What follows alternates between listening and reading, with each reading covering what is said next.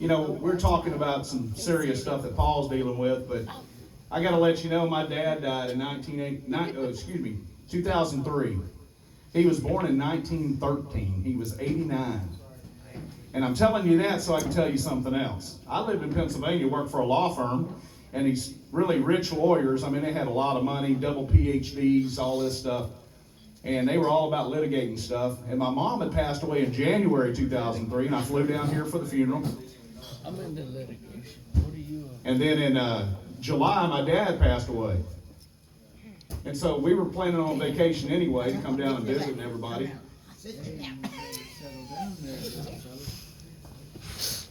And we decided to drive down anyway. So I go into my main lawyer's office. I'm sorry, am I bothering y'all? No, go right ahead. No, I didn't know you needed our full attention. We're recording right there. That's why I was asking you.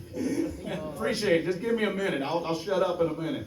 This is for my friend here. Hey, that's from my father's uncle's other. Okay. So you're a monkey's uncle? Yeah. Yes. Okay. Anyway, Grasshopper too. I go into this lawyer's office and I tell him, hey man, my dad died. And he knew I was leaving for vacation the next day anyway, so we went ahead and went on. And he goes, hey, just so you know my dad's a neurosurgeon, right? And this dude was. He was a neurosurgeon in Philadelphia. He was on the board of 5 different hospitals. Multi-millionaire. He goes, I promise you, the nursing home your dad was staying in screwed up and we can sue the pants off of him. And I said, man, I'm not interested in litigating. I want to go down to Texas and bury my dad, you know. No, we can sue them. I guarantee they did something wrong. We can sue them. I said, man, I don't want to sue anybody. I just want to go down and see my family and bury my dad, man. I just lost my mom, now dad. Come on. And he kept going on. I said, all right. I lied. My dad didn't die of natural causes. He didn't.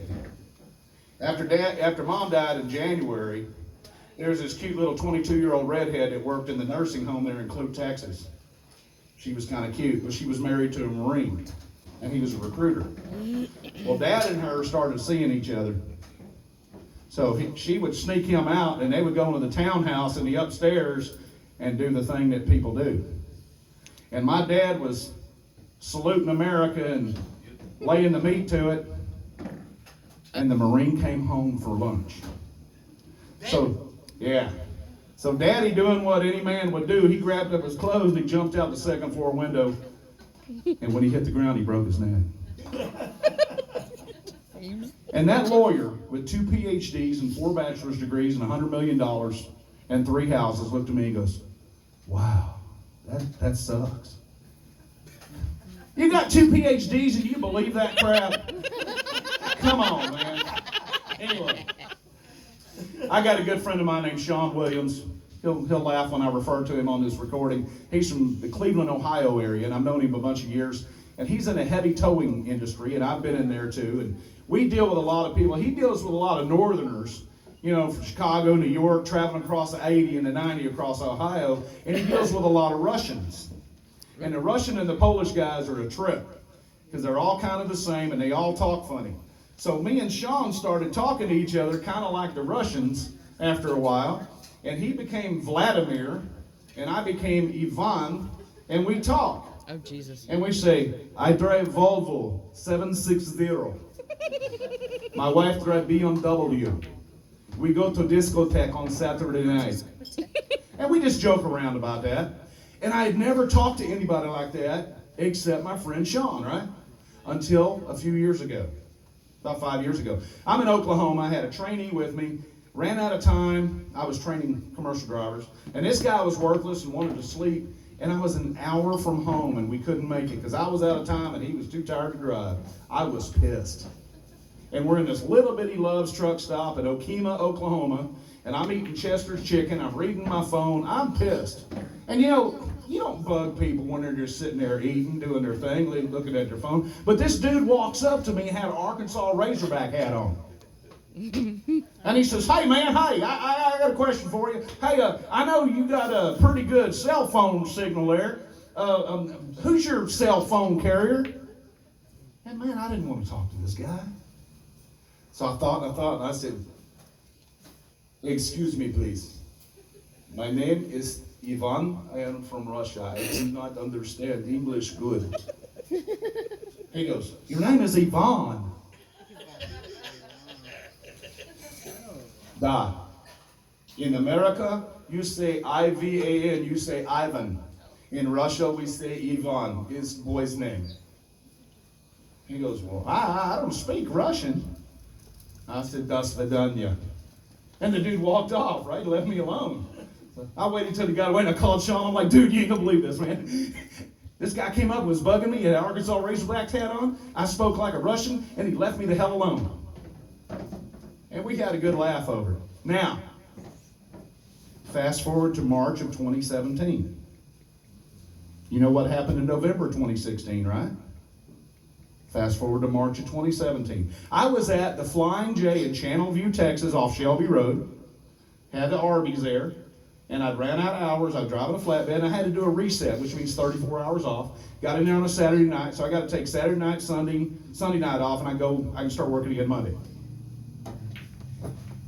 I go walking in about 5 o'clock. I'm going to go have some Arby's for supper.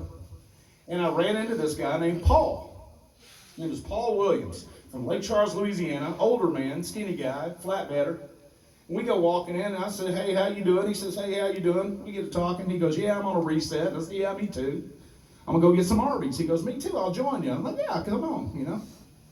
We walk into the Channelview Flying J, and we are the only white people in the place. And I don't mean this in any racial ways. It just is what it is. That's that section of town. Everybody working in the Flying J on the fuel desk in the convenience store were non-white. And everybody in Arby's was too. We were the only white dudes in the place. We rounded the corner to go to Arby's, and Paul put his hand out and he stopped me. And normally, you know, the people in Arby's wearing like a golf shirt and an apron, you know. This girl had it was actually really well done, one of those really nice airbrush black t-shirts with Louis Farrakhan on it. And he stopped me and goes, oh my God, do you see that? And I'm like, that's Louis Farrakhan. She's not wearing an Arby's shirt. And he goes, man, I hope they're nice to us. And I'm like, I tell you what, you go ahead of me. I'm going to do something. Don't pay attention to what I'm doing. Okay? So he went and he ordered. I let him go ahead. There was nobody else there ordering. I went up to order, and this girl back there, big old girl with a Louis Farrakhan shirt on, chewing her gum. Can I help you? I said, Doc, I need number 12 with half-pound mozzarella stick instead of French fry, and medium drink, please. She goes, you ain't from around here, are you? I said, no, I am a Russian. She goes, well, I need your name for the order. I said, it's better I spell for you. You got you right? She goes, yeah, go ahead, come on.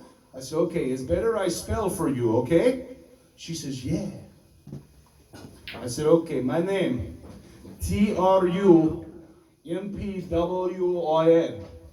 And she wrote it down. And I went around and got her drinks, you know, and got napkins, went to the table. Paul's like, what are you doing, man? I said, just wait. He says, no, really, what happened? I said, just wait. So, of course, his food's done first. She comes up to the counter and she says, Paul, your order's ready. And he got up and he went and got his order.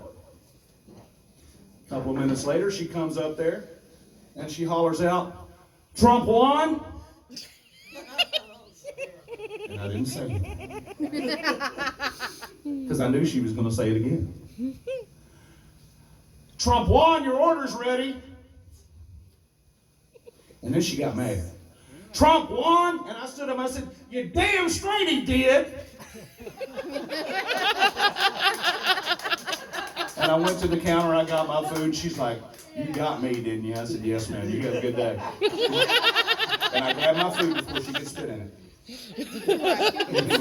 Thanks, y'all. I appreciate it.